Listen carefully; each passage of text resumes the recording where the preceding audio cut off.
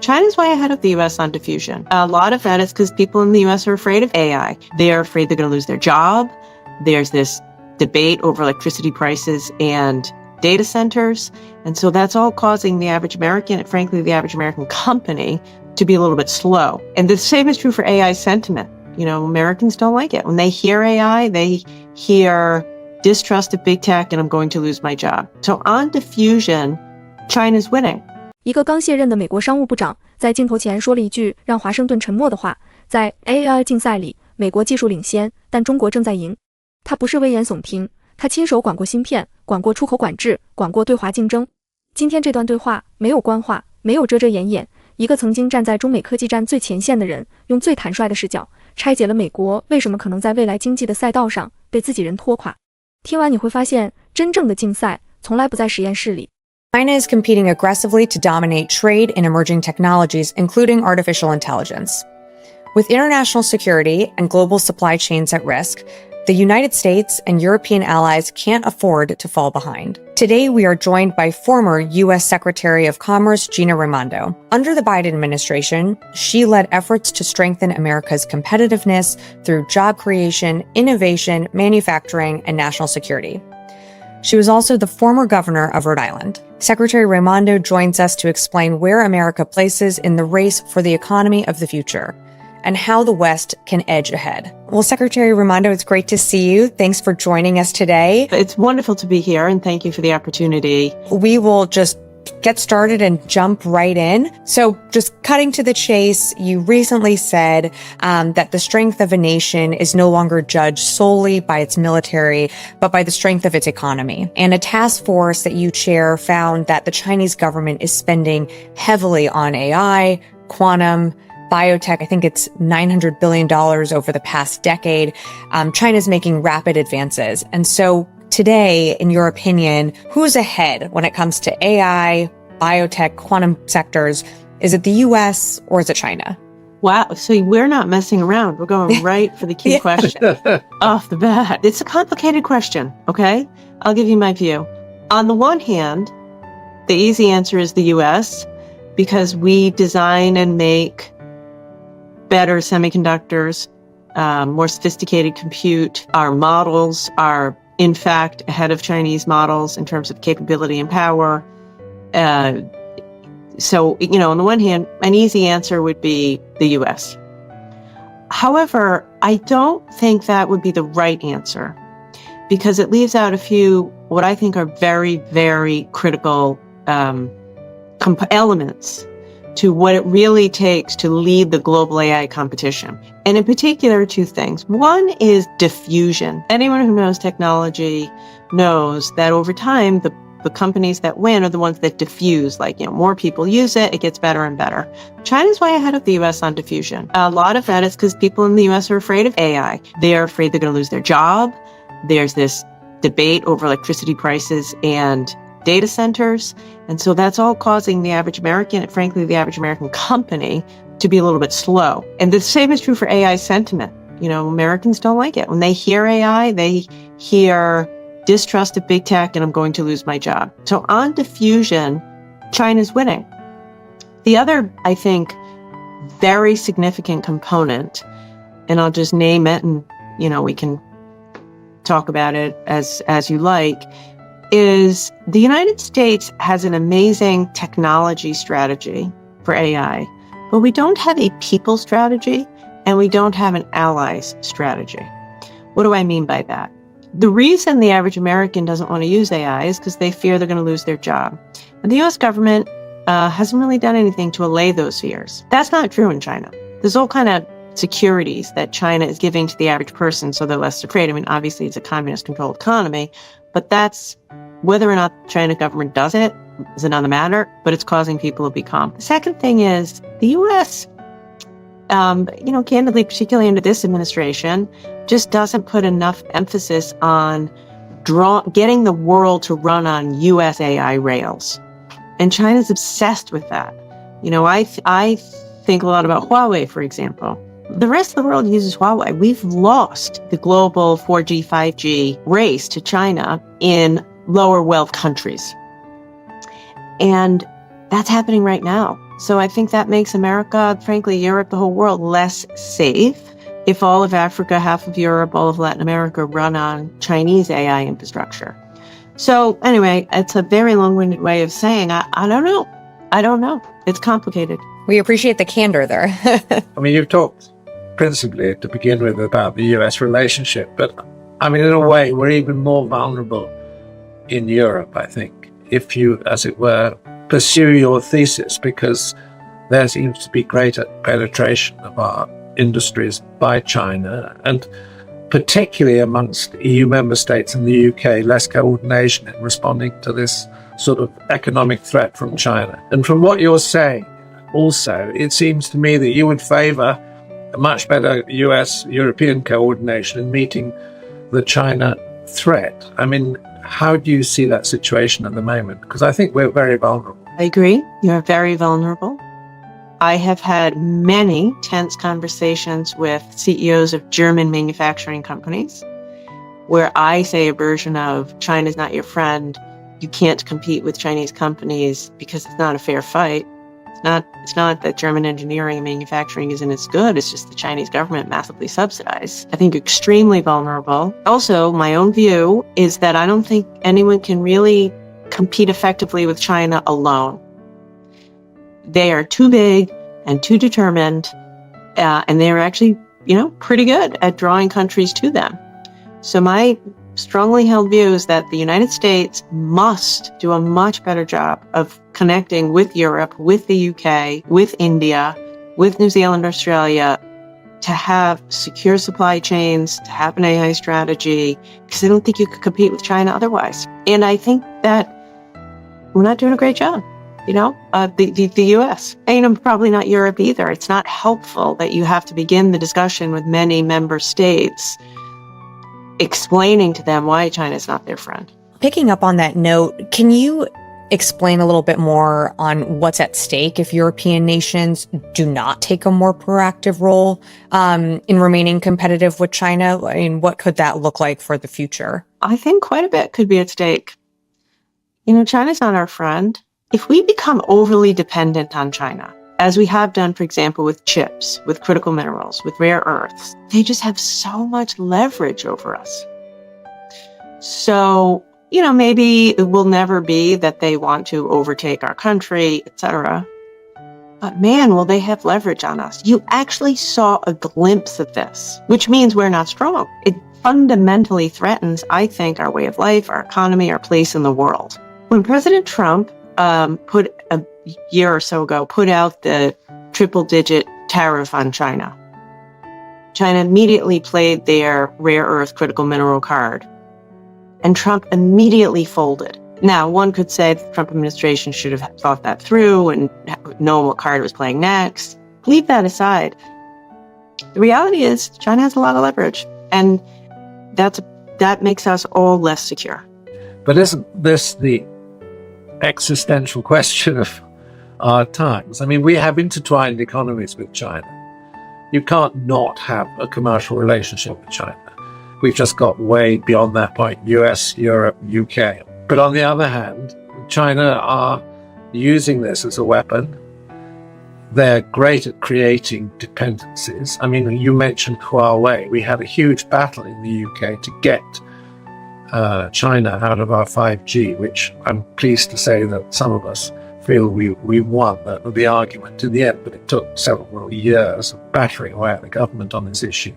So, I mean, what vision do you have for managing this relationship so that it works in a beneficial way to both nations and we don't allow China this extraordinary hostile leverage which they're exercising almost continuously, not just on our economies, but on our politics and on our social structure? That's an excellent point. We need to be stronger because we cannot negotiate with them from our current position of, relative weakness on certain issues. I think it is possible for us to have a continuous, managed competition with China. China doesn't want war with America. The war with America is not in their interest. Certainly, we don't want that. The world cannot handle any kind of really kinetic battle between the US and China. They know that, we know that. So it has to be what you say, like a managed competition, which is absolutely possible if we're strong, if we're close to our allies, if we have secure supply chains, and if we get quite a bit more deft at our diplomacy and nuance. We don't want a decoupling. We want this managed competition from a position of strength, de-escalate wherever possible, and have an agreement that a hot war with China and the US is just bad for them and us. Going back to AI and the challenges of AI, I've listened to a number of your interviews recently, and you are more optimistic about the future of AI, that it can create new jobs, industries, products, and services over time. And yet, there are people out there whose jobs are already, they're being replaced by AI. So can you talk to us about the benefits of AI? Why is this a net good for global economies and its potential for the future? Yeah. First of all, the genie's out of the bottle, or whatever you prefer. Toothpaste is out of the tube. Like, pick your analogy. It can't be put back in. It's out there. It's happening. It's out there. It's in the world. Secondly, my friends or colleagues who are truly expert in bioterrorism, cybersecurity, etc., say that the nature of this technology is such that the only way to really protect yourself is to be ahead, to have a more capable technology. So we got to be in it to win it. We are where we are. We have to be in it to win it. Also, I think it's a good thing. I have 2 kids. I want them to grow up in a world with the benefits of AI. Everything we know about the last 200 years of history, when we have a new general purpose technology that comes out over some time, it does lead to new innovations, new inventions, etc. So I don't know for sure, but I think everything we know leads us to believe that we will get there. I worry about the transition. That's my worry. I think in some period of time, I don't know, 5 years, 10 years, there'll be new jobs, new industries.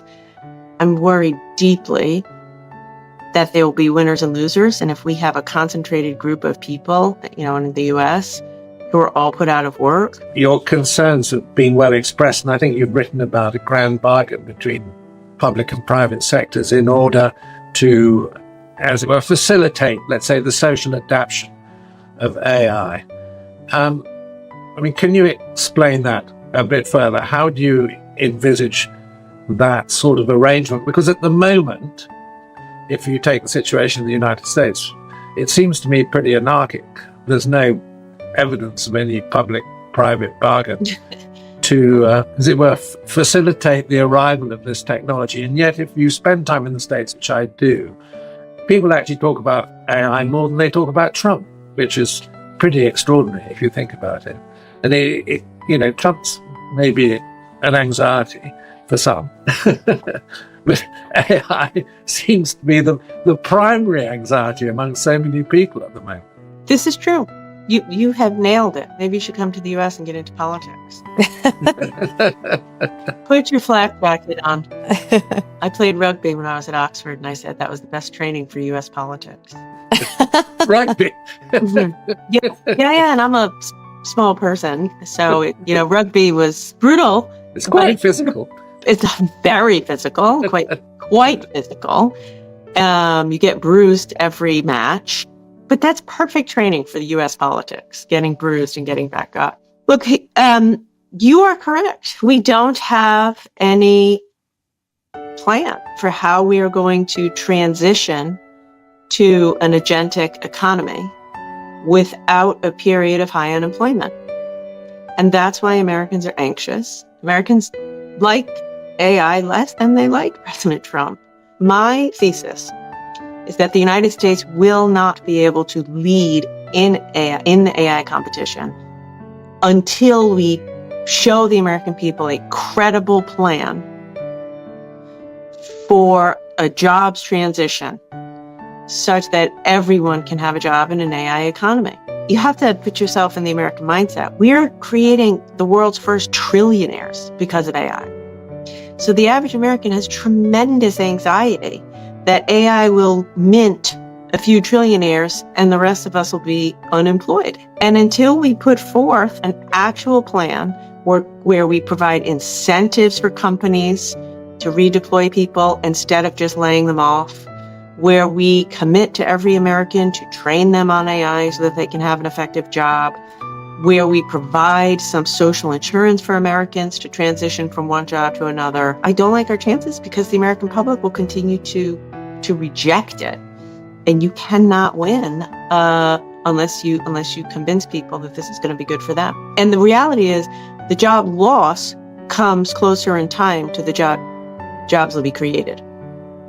And so we have to get our act together, which is what I'm spending all my time working on. On that note, you are the co-founder of an organization that is devoting resources and time to this. And one of the things that you've talked about when you've talked about a transition is that the US is essentially a one and done system, that essentially we have someone go to high school, then to college, and then you're done with your education, but that's just not going to work in an AI economy. So is that what you're talking about when you talk about a transition period? It's about retraining people to work within this new economy that is growing and adapting. And how do you do that while mitigating the potential job loss of people going back in for skills training? I think that's a big part of it, what you said.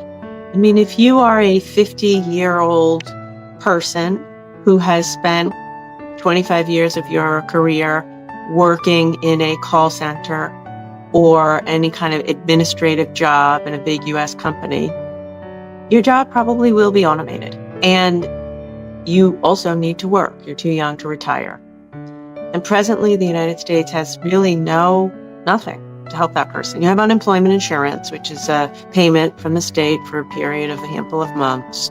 So yes, we need to get much more creative around things like wage insurance, incentives for companies to retrain people, options to retrain people. So it's just a moment that we need to hugely rethink how we have a purposeful workforce system instead of just shoving everyone to college. But the other dimension of this AI advance, obviously the social one that you've mentioned is potent, but the other one, which I think is so worrying, is the regulatory issue. And unless China and the US actually get together and can agree a regulatory formula which is internationally applied, I mean, it's rather like nuclear disarmament talks. At the moment, I don't see any evidence at all that either the US or Chinese government are thinking about that. Maybe I'm wrong. It is a sort of worrying void that we're sitting in,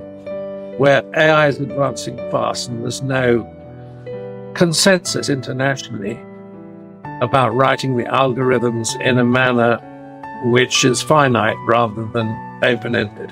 You're certainly correct. Every single thing you said, it's a little bit like a nuclear détente, and we have to write the rules of the road and we have to get it done quickly. I do think there are some efforts underway, though, in the US to do that with China. I feel quite sure of that. Whether they're big enough, going fast enough, ambitious enough, probably not. But from everything I know, from conversations I've had, even for work when I was in the administration, China wants that. They know. It's, as you say, just like nuclear weapons with Russia. Both sides have to look strong, but there's no way around the fact that for things like safety, cybersecurity, bioterrorism, the US and China, first, number one, we need regulations ASAP. Number two, the US and China should get together. When I was in the administration, we started that work, and I think this administration's continuing it. It's not in China's interest to have terrorists or non-state actors have sophisticated AI capacity to conduct a bioterrorist attack. China doesn't want that either. So I think it's happening too slowly, and I agree it has to happen. 卸任后，雷蒙多承认，美国确实设计和制造了更好的芯片 ，AI 模型也比中国更强大，但技术领先不等于竞赛胜利。他抛出一个让全场安静的概念：扩散。谁能让更多人用上 AI， 谁就能赢。而在这个维度上，中国正在碾压美国。为什么？因为普通美国人听到 AI， 第一反应是我会失业，而在中国，政府给了民众足够的安全感，让他们愿意拥抱新技术。一个怕，一个用，这就是差距。雷蒙多直言，美国有惊人的技术战略，却没有人才战略，更没有盟友战略。什么意思？美国能造出最牛的芯片，但你被 AI 取代后，谁来养你？美国有失业救济金，发几个月就断了，却没有在培训计划，没有工资保险，没有企业激励去重新雇佣这些人。所以他下了个残酷的判断，在拿出一份可信的就业过渡计划之前，美国公众会持续抵制 AI， 而美国也永远无法真正领导这场竞赛。但最让欧洲人脊背发凉的是他对全球基础设施的警告。雷蒙多说，美国已经输掉了4G、5G 的全球竞赛，非洲、拉美，半个欧洲都在用华为。而现在，中国正把同样的剧本复制到 AI 基础设施上。如果全世界都跑在中国 AI 轨道上，那不只是经济问题，那是安全问题。他甚至对德国 CEO 们放狠话，中国不是你们的朋友，这不是一场公平竞赛，你们的工程再精湛，也打不过一个被政府巨额补贴的对手。最后，他给出了一个让所有人深思的总结，中美之间不是要打热战，而是要打一场有管理的竞争。